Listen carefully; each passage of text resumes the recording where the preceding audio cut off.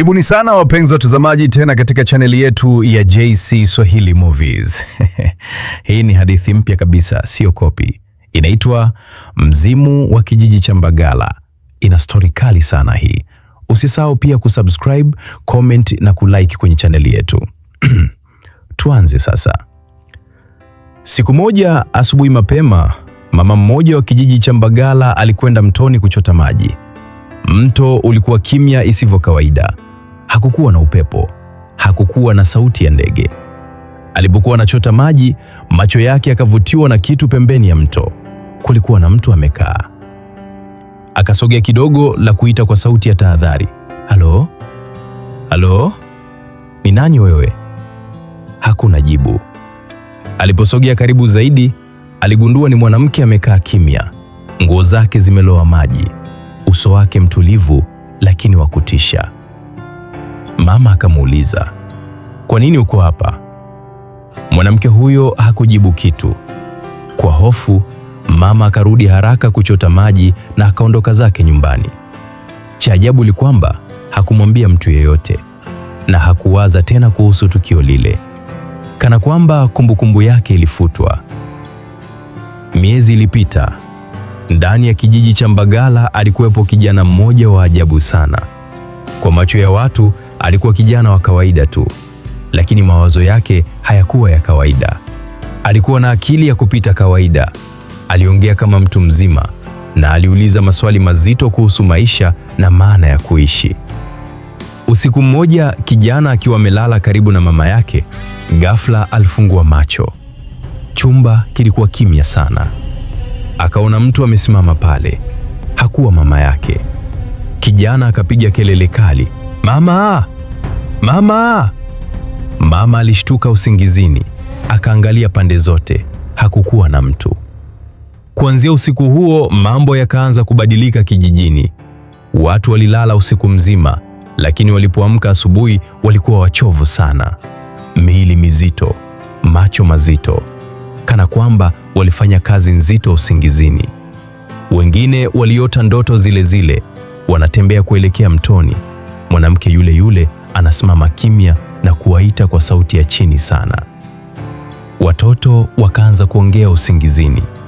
Harufu ya maji ya mto ikaenea kijijini Mbagala kila usiku. Wanakijiji wakaamua kumwendea mganga wa jadi. Mganga akasema, "Hii si ndoto. Mzimu wa maji ameamka, umekasirika.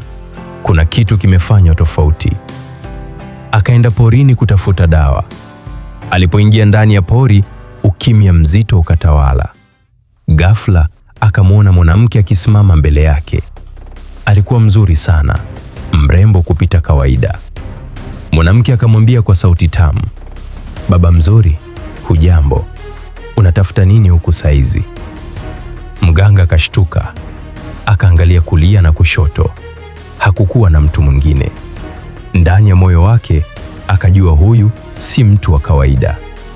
Akamjibu, "Natafuta dawa ya kuwasaidia watu wangu, wanateseka sana." Mwanamke akacheka kwa tabasamu la kutisha na kusema, "Dawa mnazotafuta hazipo porini, zipo pale mlipo." Kwa hili mganga akauliza kwa sauti ya hofu, "Wewe ni nani?" Macho ya mwanamke yakabadilika, yakawa meupe kama kina cha mto. Akasema, "Mimi ni yule mliyemsahau. Mimi ni mama wa maji." Ardhi ikaanza kuloa maji, harufu ya mto ikasambaa. Mzimu akasema, "Msinitafute kwa dawa, rekebisheni kitu mlichofanya."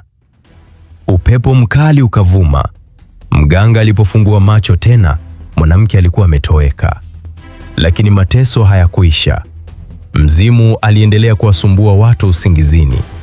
Aliendelea kuwatuma kupitia ndoto. Aliendelea kuwakumbusha kosa lao. Siku moja, kijana yule mwenye uwezo wa ajabu aliamua kwenda mtoni kuchota maji. Ilikuwa bado mapema sana asubuhi. Njiani ilimbidi apite karibu na makaburi ya zamani ya kijiji cha Mbagala. Ghafla akasimama. Macho yake yakavutiwa na mti mmoja uliokuwa umekauka, mizizi yake ikiwa imefunikwa kaburi moja la kale. Mti ule ulitikisika taratibu, kisha tawi kubwa likaanguka juu ya kaburi. Kijana alitetemeka, miguu ikaishiwa nguvu, lakini akajikaza, akasimama kimya, akaangalia. Aliposogea hatua chache karibu zaidi, akaona kitu cha ajabu. Ardhi ya kaburi ikaanza kufunguka polepole. Moshi mweupe ukapanda juu, baridi kali ikapita mwilini mwake. Ndipo kivuli kikaanza kutoka kaburini. Kijana akataka kukimbia, lakini hakuweza kusogea hata hatua moja kukimbia. Mzimu akajitokeza taratibu. Uso wake haukuwa wa kawaida. Macho yake yalikuwa meupe mazito, yenye hasira ya muda mrefu. Mzimu akamtazama kijana moja kwa moja.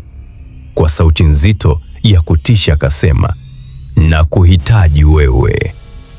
Kijana akameza mate kwa hofu. Mzimu akaendelea kusema, "Kijiji hiki cha Mbagala kimenikosea sana. Wamenichokoza. Wameniharibia ufalme wangu. Wamenichokoza." Ardhi ikatetemeka kidogo. Upepo mkali ukapita katika makaburi. Mzimu akasema kwa hasira zaidi, "Nitalipiza." Kijana kwa sauti ya kutetemeka akauliza, "Ni sawa kweli?" Mzimu wa maji akamkaribia zaidi, akainama kidogo, akazungumza karibu na sikio lake, "Nitakula kijiji chote cha Mbagala." Kijana akahisi pumzi na kata, macho yake akajaa machozi. Mzimu akamalizia kwa sauti ya mwisho, "Na wewe ndiye njia yangu." Ghafla moshi ukazidi. Mzimu ukarudi ndani ya kaburi. Ardhi ikajifunga kama haijawahi kufunguka. Kijana akabaki amesimama pale, akitetemeka,